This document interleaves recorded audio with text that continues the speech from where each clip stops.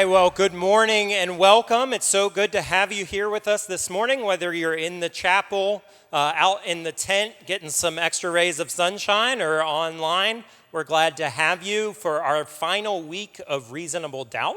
And hopefully, as we've been looking at different ways that we can wrestle with faith and different difficult circumstances and topics that we've encountered, hopefully we've been able to really enjoy that and gather new thoughts and new perspective as we've been looking at that. So this week we're excited for what Chad's going to be kind of bringing home with the service.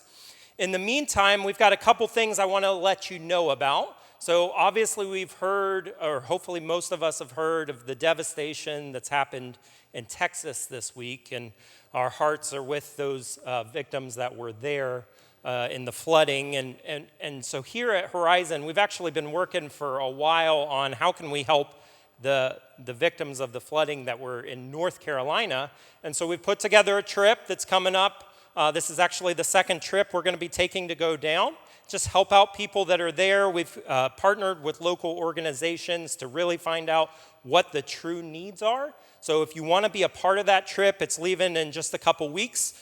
Reach out to John Kirby. His information is online, and he can help you with that.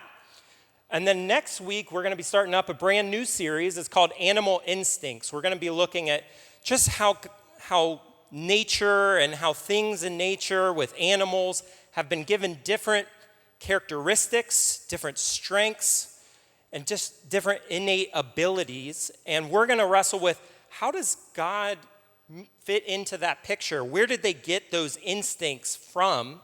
And how can we recognize those instincts in ourselves and see if there is a creator, a spirit in the sky maybe, that has given us those abilities? So let's listen as we hear Spirit in the Sky.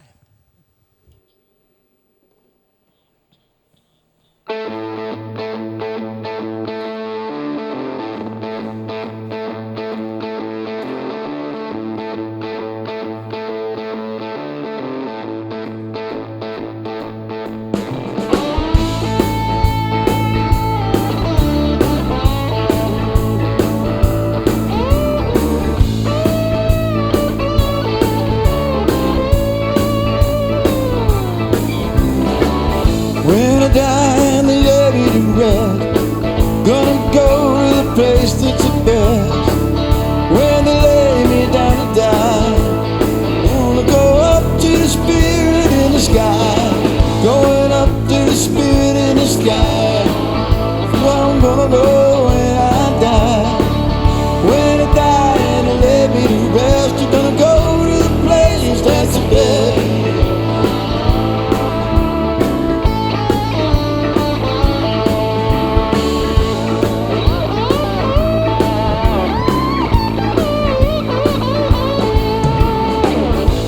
Yourself, you know what you must. Gotta have a friend in Jesus.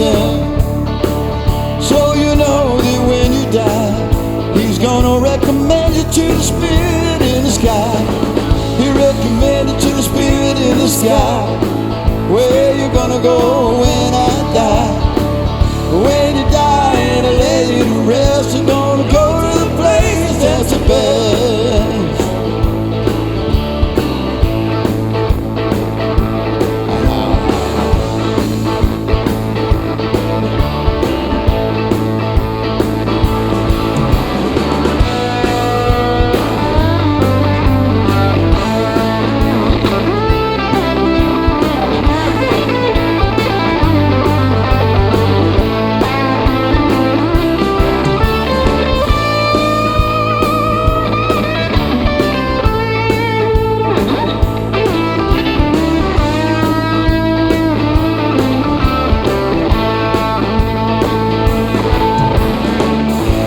Sinner, yes I've sinned. I've got a friend in Jesus. So you know that when I die, they're gonna send me up to the Spirit in the sky. Gonna send me up to the Spirit in the sky. It's where I'm gonna go when I die. When I die and they lay me to rest, you're gonna go to the place that's the best.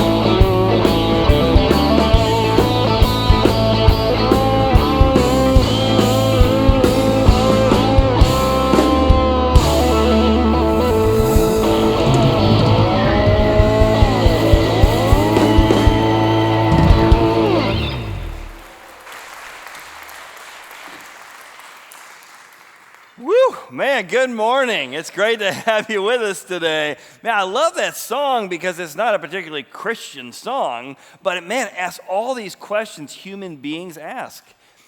Is there a spirit in the sky? Is that place really the best? Well, I guess Jesus gets you there. He gives you there by recommendation. But I want to know that place. I want that to be true. In our series, Reasonable Doubt, we've been looking at different beliefs, and is there claim support? Is there evidence for those beliefs?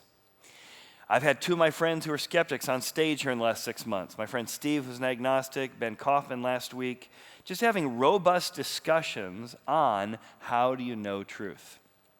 And sometimes those are intellectual things we're wrestling through. Sometimes they're emotional and intellectual. One of my neighbors about 15 years ago got to hang out with him a little bit, asked if he wanted to go jet skiing. Two of us went jet skiing together. And while we're just out on the jet ski chatting a little bit, he said, I know you're a pastor. I'm not sure where I stand on the whole God thing. I said, you want to talk about it or do you want jet ski? He's like, no, I like to talk about it. I said, all right, great. So he said, I think there's probably a creator, a spirit in the sky someplace, but I've been fighting cancer for the last several years of my life. And because of that, I spent a lot of time down at a facility in Texas that specializes in this. And while I was there, I got to see people of all ages fighting the same cancer I was fighting. And almost weekly, I got to see a child or a teenager dying of the same thing I was fighting. How can you believe in a good God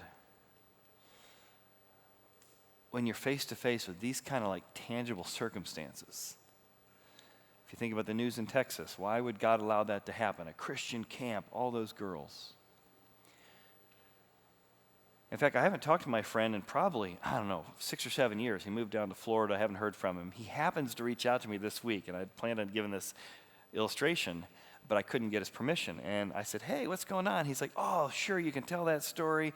He said, in fact, I'm still looking for a church. He ended up coming to our church, getting many of his questions answered, developing a faith in God through that. And now is looking for a church in now south of Miami someplace. Well, how did he make that transfer? Because that's a big question. Well, kind of what he was saying to me was, Chad, I believe some things, but help me in my unbelief. Some other things are just hard for me to put together. I believe, but help me in my unbelief. And that's a good place to be. You acknowledge you do have some beliefs, but there's other ones, I need more claim support. I need more data on this. So we're going to talk about this kind of philosophers use the word epistemology. It's how do we know what we know? That's what we're going to look at today. How do you know that you know what you know? What are the tests? What are the ways in which you know something is true? And we'll work through the specific problem, but first, how do you know anything's true? What is a series of ways at which you would deduce something or calculate something or know if one thing is different or better than another? How do you know that you know what you know? I want to give you 3 ways that philosophers and thinkers throughout time have talked about. The first thing is we know something's true when it corresponds to reality. And I mentioned that a little bit last week, but didn't get a chance to develop it with Ben. When somebody makes a claim, you say, does that claim, does that truth about human nature, about how the world works, about what's going to happen, does that really show up in life? You say it's hot outside, I went outside, and it's snowing. Your claim does not correspond to reality, right? That's simple. You say you didn't eat the Oreo cookies. Why are there Oreo cookies all over your teeth, my grandchild? I didn't eat it. Your claim does not correspond to reality. Well, there's a guy in the Bible who's had a pretty tragic last couple months, maybe even years. He's watching his son suffer, and he is wrestling with how can there be a good God? He's heard about Jesus. He's heard about Jesus talk about a good God and a good father, but he's like, if that's true, why does my son keep throwing himself into the fire, whether it's spiritual dimension or epilepsy, whatever it is, he is just exhausted trying to be a dad in the circumstance. Jesus coming through town, he meets up with Jesus, and he tells him the problem, and Jesus says, hey, do you believe?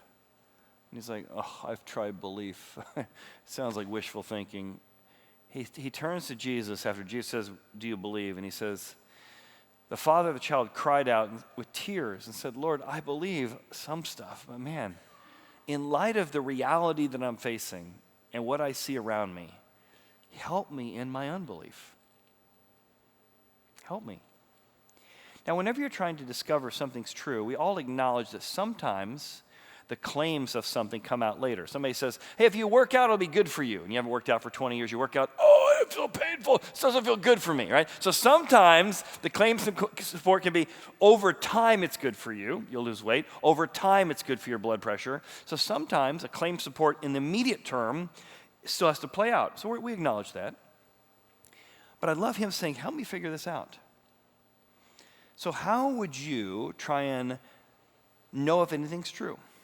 For example, if I told you that I am a fantastic golfer, you would say, wow, Chad looks like a fantastic golfer. I believe that, man. Certainly. Oh, there he is, a picture of him on a golf course. That looks like a golfer right there. And then you're thinking, well, I haven't heard him tell a lot of golf stories over the years. Golfers can't help themselves. And I'd say, well, listen, I went golfing with my friend Danny. He's been golfing his whole life. We golfed over in Kauai for our anniversary trip that we just did. And we got to one of the holes. I teed off, and it was pretty amazing. The hole's like here, 10-story drop down to the green, one shot up, perfect shot over, lands on the green in one hit. Danny's jaws dropped, my jaws dropped. We go down there, putt it over within 6 feet, one away from par, easy putt, and and I end up one over par.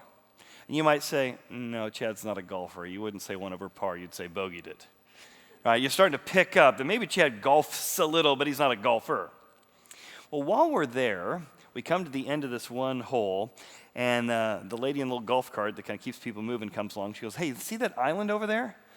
We call that Laying Down Indian Island because it looks like an Indian chief with a little feather coming off his hat. And there's his nose, and this is his chest. I'm like, oh, well, that's pretty cool. And because Danny and I were golfing by ourselves, there was another two that got paired with us. And the guy we gotten to know, he's a CEO, about 20 years older than me, runs a C-suite level training for people who are looking for the second half training. Just a kind of a man's man, leader's leader, very fun, got to know him.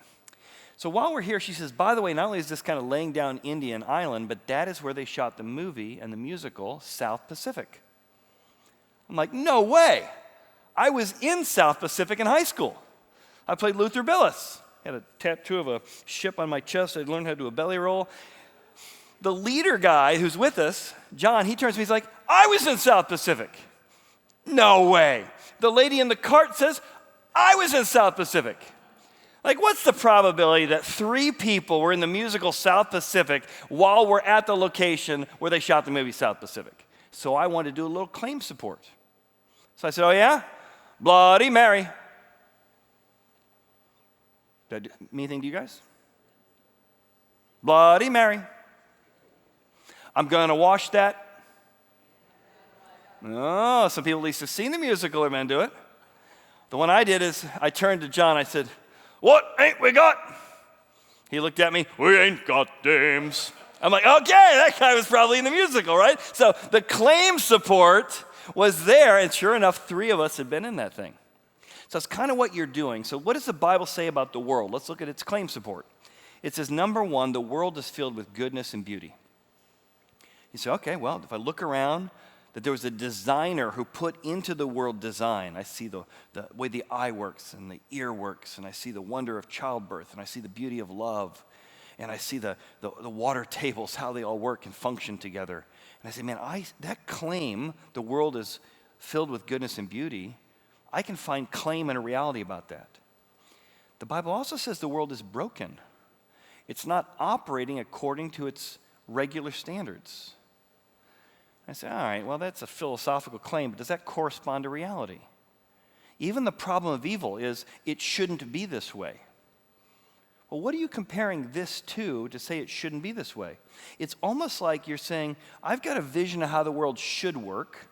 Well, where did you get that vision? And why do most human beings in most cultures over most times have that vision? Certainly not from studying history. Like, look, people used to be nice to each other. No. It's almost like in your psyche, in your observation, in cultures all over the world, there is a sense that the world shouldn't be this way.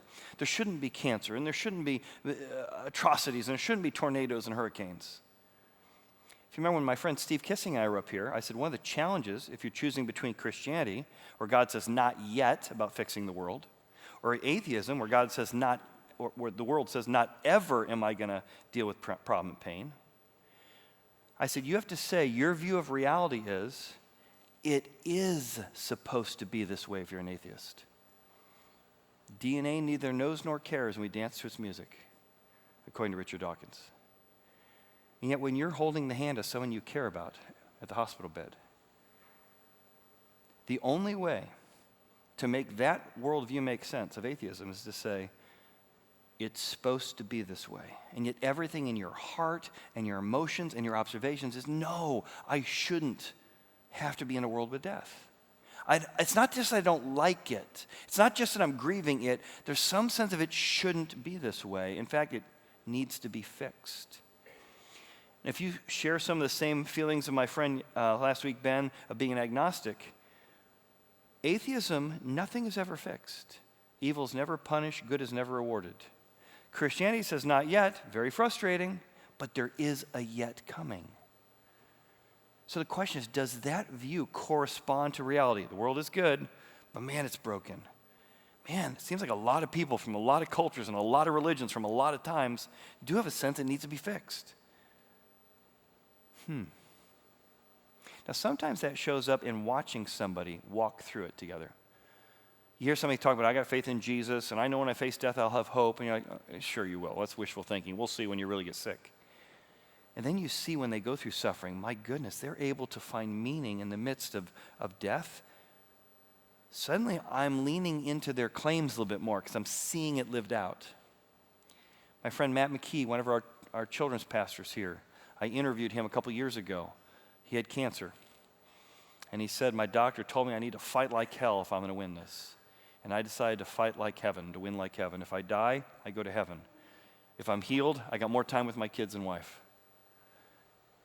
And people watched my friend Matt.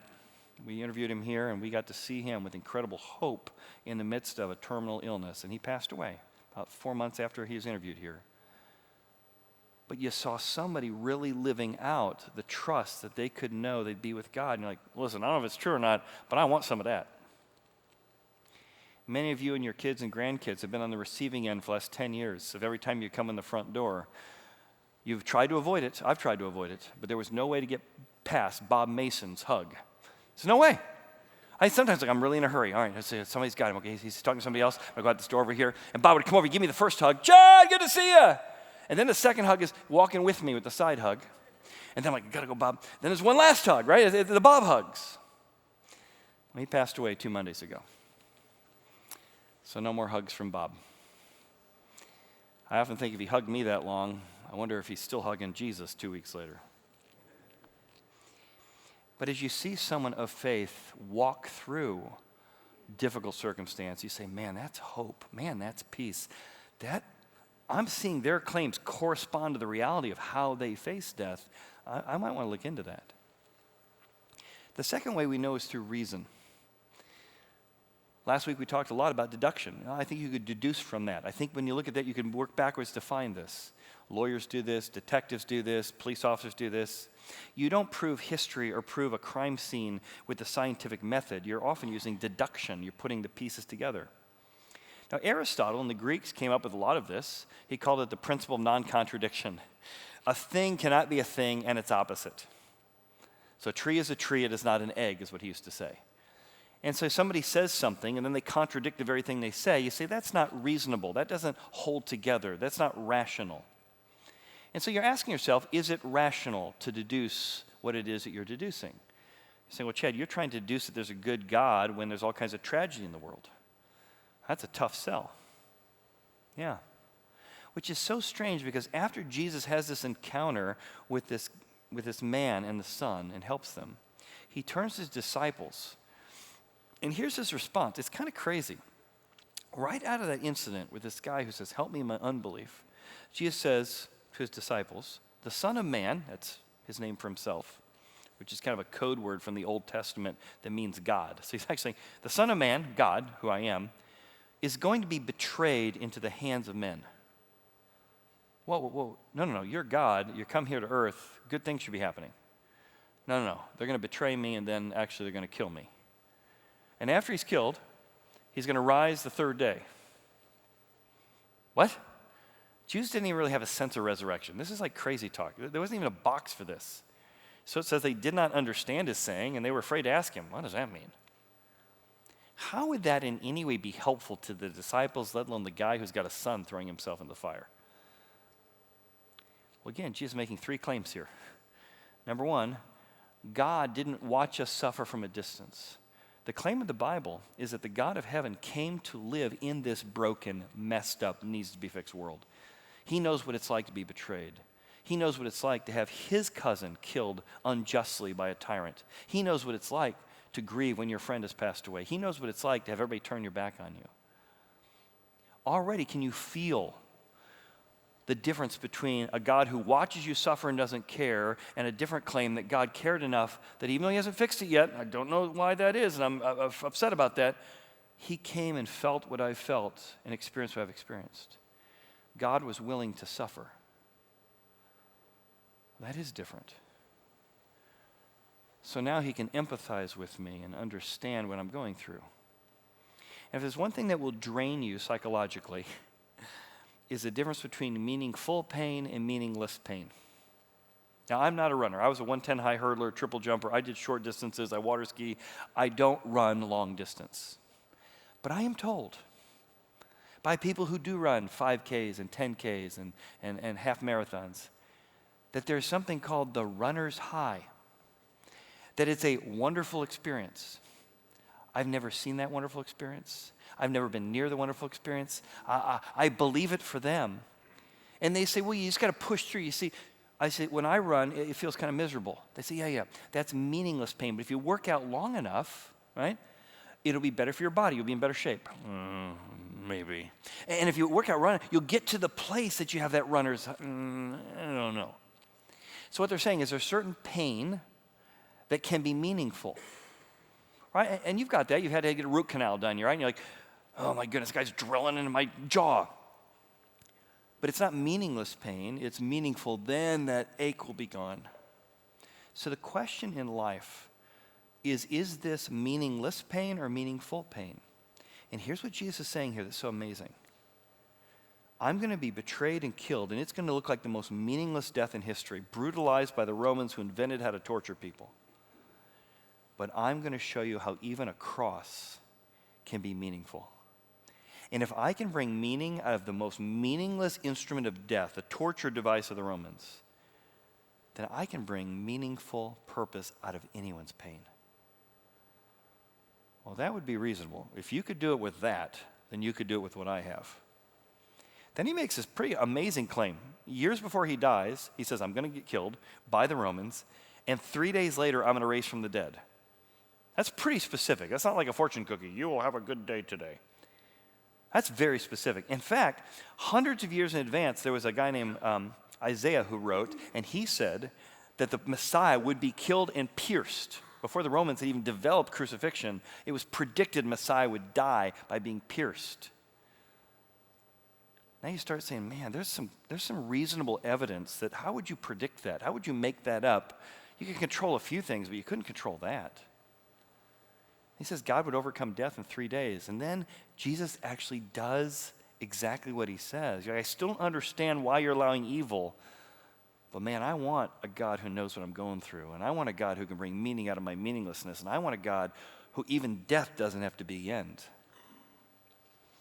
Something powerful happens when you begin to see someone's willing to sacrifice for you. I've told you a little bit of this story. Let me tell you the rest. I went sailing a couple years ago, and I was at Fort Jefferson, which was like the Pentagon of its day. And Samuel Mudd was imprisoned there. And he was imprisoned there because he had helped set the foot a booth when he had shot President Lincoln. And people thought he was in on the conspiracy. He's like, I didn't even know he did that. I was just trying to help a guy because I'm a doctor. They didn't believe him. So they sent him here, where he was in this prison cell we got to visit, by himself, feeling unjustly treated by the government, feeling unjustly treated for just doing his own thing. He's there on this island. Only a couple hundred people are there with their families and wives, all military, except for their families. And yellow fever breaks out. And yellow fever, no one has any idea what to do with it. It kills off the doctor, the only doctor that was there at Fort Jefferson, and it begins to spread. So he's sitting in his cell as a doctor, feeling unjustly persecuted by the government and the military people who were keeping him there in prison. he raised his hand and says, guys, I'm a doctor. I'm willing to help. Now, they were so scared of what a yellow fever was that they had taken everyone who had yellow fever and they put them on this little island, like 100 yards away little island, where they would just sit there in the sand key. No one wanted to go out there. Everybody was scared to death of dying out there. Samuel Mudd said, if you let me, I'll go help them. I'll help those here, and I'll try and figure out what this is. At great risk to himself, despite how he'd been treated and how he felt was unjust, he went, cared for, loved on, and worked with those with yellow fever on the sand key and those who were there.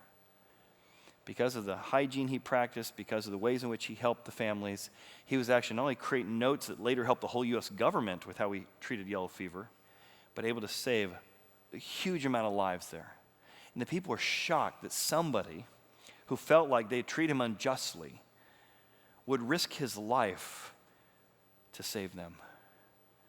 Wow. And that's the story of the Bible. The guy was treated unjustly. We pushed him away, and yet he, at great risk himself, was willing to do something to help those who had punched him in the eye. You say, yeah, but still, wait, you're talking about reason. Let's get back to reason. You're trying to convince me that resurrection is reasonable.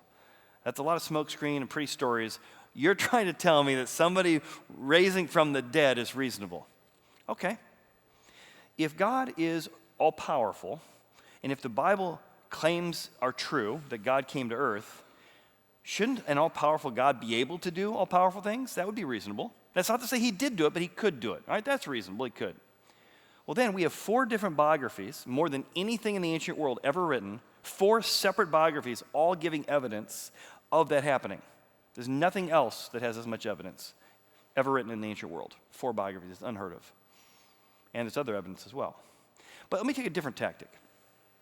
Louis Pasteur, who invented the pasteurization process, Johann Kepler, who invented astronomy, Sir Isaac Newton, who invented modern calculus, if you want to blame somebody, it's him, and gravitational pull, discovered that, Blaise Pascal, some of the top thinkers of science in the entire Western civilization, the best scientific minds we have, and do you know each one of those I mentioned all believed in the literal resurrection of Jesus Christ based on the facts.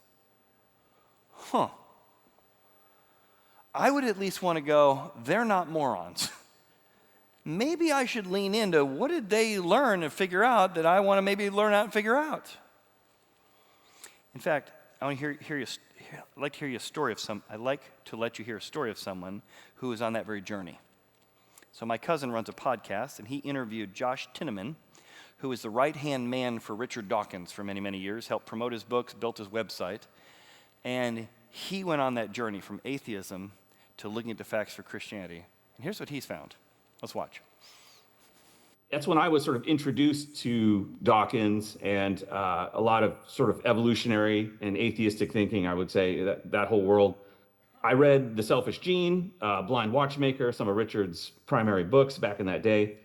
And I was persuaded of an atheistic worldview then. It was when he released a TV show called The Root of All Evil. I don't know if you remember this. It was like right before the God Delusion came out, his book. And I noticed he didn't have a website, like a true, Richard Dawkins location on the internet. And so I was chatting with some people and I said, yeah, why doesn't he have a website? And somebody just passed me his email address. I said, like, well, here's your email. Don't post it or anything, but you can contact him if you want. And I was always gung-ho. I love doing stuff like that, just reaching out to people. And I just sent him a quick email in the middle of the night. And of course, he's 8 hours ahead in the UK. So he wrote back right away and said, yeah, I'd love, to have, I said, hey, you don't have a website. Do you want me to make you one? And he said, yeah, that'd be great. So I was like, okay, let's do it. So I started making richarddawkins.net, which was, I accumulated all of his articles from around the web and all of his content into one place and got that going right before the God Delusion came out in 2006. It was in the fall.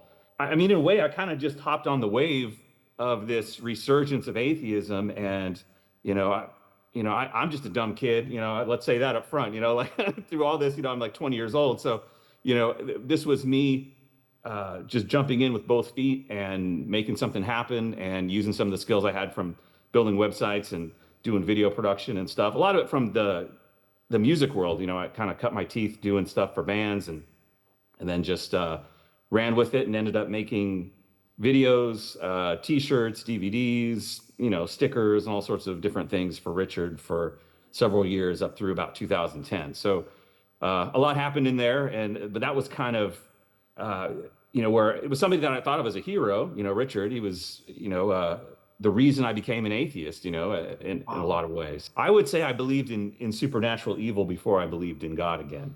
The possibility of God becomes higher, right? You say like if there's I heard somebody say sometimes seeing God through evil is like through a silhouette, that darkness can help it come into focus. And still, even then, I would say I was a pure atheist. Like I wasn't really opening the door other than like some vague thoughts, of things. And the big things for me from there were reading Case for Christ, Cold Case Christianity, J. Warner Wallace, his book was great. And just started diving into Jesus and the historicity and the divinity of Jesus as topics. But I loved J. Warner Wallace's analogy of a detective and about like accumulation of evidence, where when you have so many different details supporting a case, it does work cumulatively. And he gives the example of like a home intruder that somebody witnesses across the street, and he has a bunch of details that he picks up viewing that, and he says, oh, he drove a yellow Camaro or whatever. It's like, well, that's just one detail. Yeah, the boyfriend did drive a yellow Camaro, but there's hundreds of yellow Camaros in our state, and it's like, but he had a rock band T-shirt on. Oh, that's another piece. He does have a rock band T-shirt, and so you start piecing all those little details together. When you look at the accounts of the Gospels, and you look at all the different things that support them, obviously all the different copies through history that have survived. You look at all of the other accounts in history that reference Jesus, and those all work cumulatively to build the case that it's something you can actually trust. So we know through reality, we know through reason. Those are facts. He didn't just suddenly decide to believe something. He looked at the facts. The third thing that you can believe something, it kind of goes in that same category, is that we can know through reflection. You might want to use the word reverie, through wonder. There's a way in which your imagination and fantasy, your conscience and your gut, and not just by itself, but the accumulation of all these things is another way we know things to be true. Let me try and build the case. In the stories and the movies we watch speak to greater truths. That fantasy and imagination, not just by itself, but as one factor, can show you what is true. J.R. Tolkien, who wrote Lord of the Rings, speaks a lot about this. He's got an essay called On Fairy Tales. If you've never read it, it's fantastic. He says, fantasy is a human natural activity. It certainly does not destroy reason. It's not incompatible with reason. On the contrary, the keener and the clearer the reason, the better fantasy will it make. In fact, when you're watching a movie and you're like, no one would really do that, right? You're saying that's not reasonable that a person would act that way, or a person could accomplish that, right? Good reason makes for good fantasy and storytelling. He goes on to say, the Gospels, that's the biographies of Jesus, contain a fairy story. We'll tell what he means by that in a second. Or a story of a larger kind is what he means, which embraces all the essence of fairy stories. Everything you've ever loved about every movie is found in the Bible. It incorporates all of that, but it really happened. The joy of the happy ending, or more correct, of the good catastrophe, is a sudden miraculous grace. And he coins this term here, and the term he coins is called a eucatastrophe. That's his word. It's the idea that things are looking so bad, we're getting painted into a corner, and all of a sudden there's a turn toward the good. And you're like, oh, you're in the movie. Yes, Rocky Balboa overcome. Yes, that's amazing. Wow. And that there's something in us that wants, even in our darkest hour, there's some way out. Someone's going to overcome. And he would say that feeling you have in every good novel, every good book, every good movie you've seen is pointing to a deeper truth about how the world works. Let me give you an example. And look how all of these movies point to some essence of what you find in Jesus. The world has been cursed in Sleeping Beauty. There's something broken. The world is cursed. And we need perfect love to come and break the curse because the world needs to be fixed. We need someone who's willing to give of himself, sacrifice himself, Braveheart, so that through his sacrifice we can have freedom. And by his own death and sacrifice, you're moved at the end of the movie. Yes, that someone would give their life for that. Someone who didn't deserve it. You're watching Taken, the little girl who's been kidnapped, and you see this father with a particular set of skills who's willing to jump and fight and get onto that boat and rip the heads off all the bad guys and grab his daughter and say, Dad is here! Dad is here! And yes, I want a dad like that! Yeah, I want to be a dad like that! A dad who's willing to go into enemy territory to rescue his kids. That's what the Bible says God did for us. Hacksaw Ridge. Somebody goes into harm's way, even somebody who's opposed to violence, and all his friends have been shot and can't get themselves out. He goes out and says, God, give me the strength for one more, and he drags one out. That's enough. He goes in again, just one more, drags out 40 different guys. Wow, that someone who doesn't have to be there would do that for others. Even the Titanic, Leonardo DiCaprio floating on that dock with Rose, freezing to death. I'm going to be here to make sure you survive. And blah, blah, blah, blah, blah, blah. Someone dies so that someone else can be rescued. There's some sense in which there's a beast living in all of us, and we need perfect love to transform us into who we're meant to be. All of these stories resonate in the main message of the Bible. G.K. Chesterton also writes about fairy stories. He says something similar. Fairy stories are not just moral in the sense of being innocent, but of being true. They convey the primary truths of life: courage, humility, justice, not as abstract rules, but as living realities that shape the soul. Why is it we want stories that have rising action, climax, and resolution? Like, why is that work? Except maybe the universe is that way, that it used to have resolution and something broke and there's conflict going on right now. Somebody needs to come and fix it and resolve it back and fix it and put it back the way it was. Well, that's exactly what the Bible says is how the universe works. And if you've never read the biographies of Jesus, you say, I don't believe it. I read lots of stuff I don't believe. Try reading one. What you're struck by is, who in the world would have made up this character? This Jesus, he does the opposite of what you've ever expect, and yet you're always, you catastrophe. Oh my goodness, I'm so sorry. That is amazing. Wow, what an amazing way to react. Even after this encounter with this young man who's like, God, I believe, but help me in my unbelief. His disciples jump into a big fight. Well, who do you think is going to be the greatest? I think I'll be the greatest. And Jesus sits down with them, having just talked to this guy about his boy. And he says, if you want to be first, I want you to be last. I want you not to worry about who's going to serve you, but how to serve others. Who invents a God? Not the Greeks and Romans, I'll tell you, who's all-powerful, owns everything, and comes to earth to serve his traitorous creation. Eucatastrophe. Wow, that's a surprising turn of events. I remember when I was in high school, I was really good at science, but I was paired up with somebody who was even better. And we had to do a report on genetic engineering. And his dad was an actual genetic engineer. And so as we're working on this class, we're working on all the genetic engineering pieces, and we're taking these photographs, we're doing a slide presentation. And he might be a smarter, and he really had this kind of look down on me attitude the whole time, because he was an engineer and his dad was a genetic engineer. And so he just kind of talking snide remarks to me the whole time. But I'm helping, I'm trying to understand everything. And he finds out, because we both love science, that I'm a Christian. And he is clearly not. He's like, Christian? How in the world can you believe a book written by a bunch of fishermen? He said.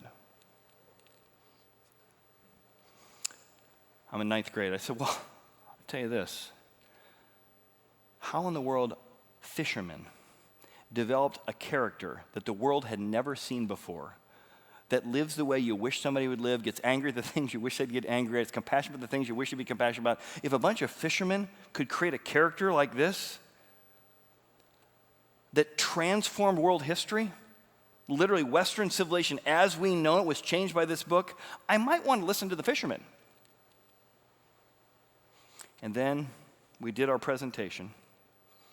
And he was a really smart scientist, but not a great communicator. I was an above average scientist, but a pretty good communicator.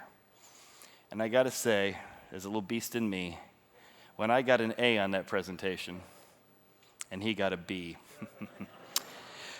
He was so angry, and I felt a little smug, I got to be honest. Who in the world would invent a character like Jesus?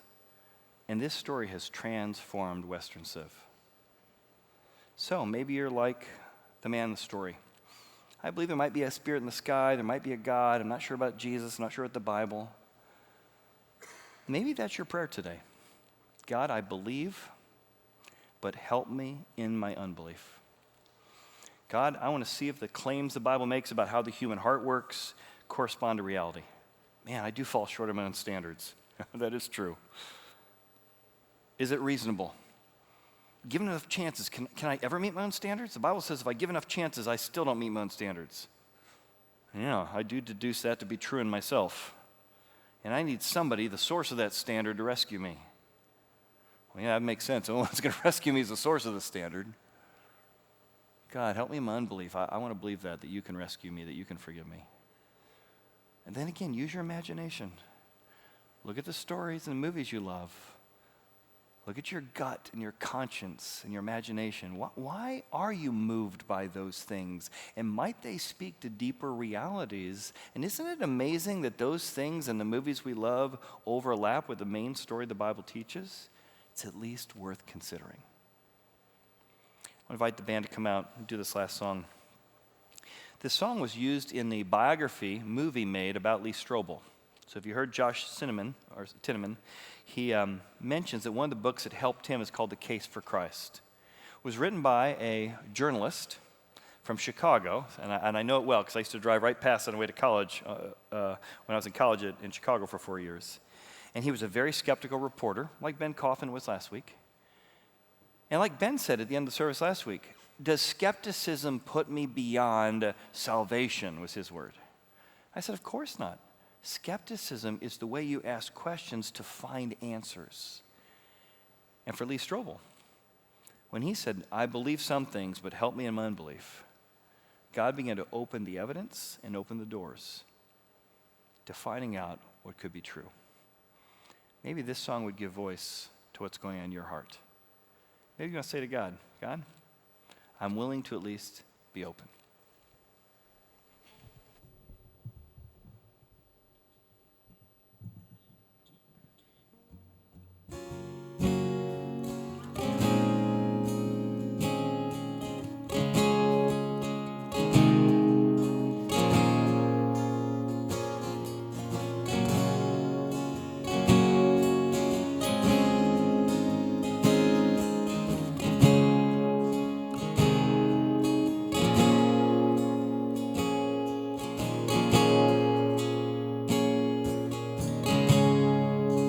Whisper in my ear,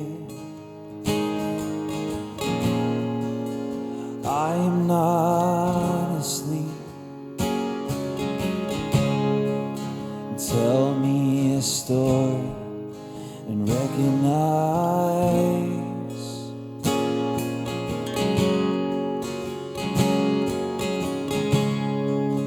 Would you touch my face? Help me believe that the stories that I know from myself are not lies.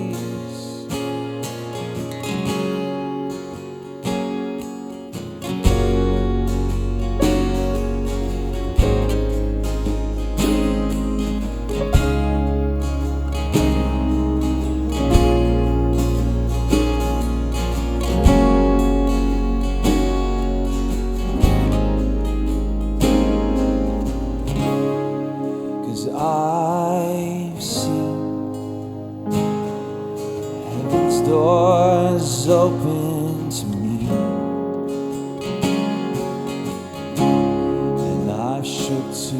the bones, and I've seen your face as I lay on the floor, and I have cried, and I have soared like a beggar in my soul, like a beggar in the world, just to find you alone. Lord, I believe, help me believe. Lord, I can see, but I still can't see clearly. Lord, I believe, would you help me believe? 'Cause I want it so bad. 'Cause I want it so bad. 'Cause I want it so bad. Like a beggar in my soul, like a beggar in the world, just to find you, Lord. 'Cause Lord, I believe, help me believe. Lord, I can see, but I still can't see clearly. Lord, I believe, would you help me believe? 'Cause I want it so bad. Oh, oh, yeah. Oh, yeah. Oh, 'cause I want it so bad. So I want it so bad. So I want it so bad. Like a beggar in my soul, like a beggar in the world, just to find you, Lord.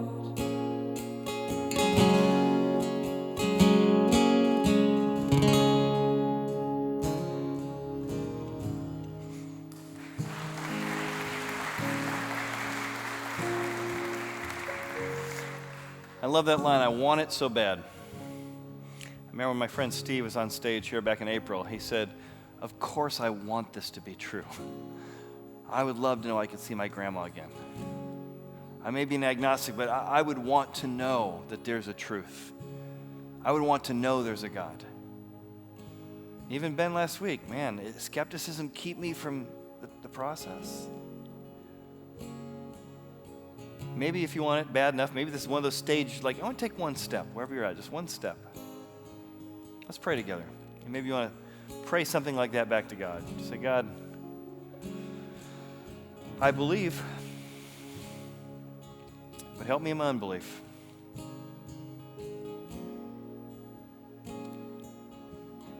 I want badly to know that you are who you say you are. I would love to have a dad like Taken. And if you're that kind of dad, come rescue me. And God, if you're a warrior like Braveheart, dying for my freedom, I'll take some of that freedom.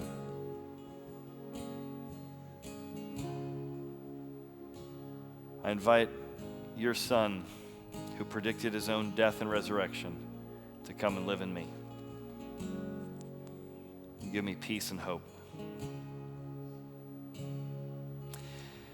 And Father, as we finish our prayer today, God, we do pray for all those who are experiencing the absolute tragedy of potentially losing kids, losing their livelihood in Texas and still in North Carolina and other places. God, we do not understand why you've waited so long to fix the world, but we long for the time that you do. We ask that you'd be a comfort and strength to all of those who are suffering the same way you suffered in this world. And that, God, you'd show us how we can be a source of hope and strength to those around us who are hurting in our lives. And we ask this in Jesus' name. Amen. Amen. Well, thank you for being here today. And like Chris mentioned earlier, a brand new series, like National Geographic kind of crazy series starting next week, looking at fireflies and salmon and all these different beasts like bees. Where do they get their instincts? And what does it tell us about God? Thanks for being here today.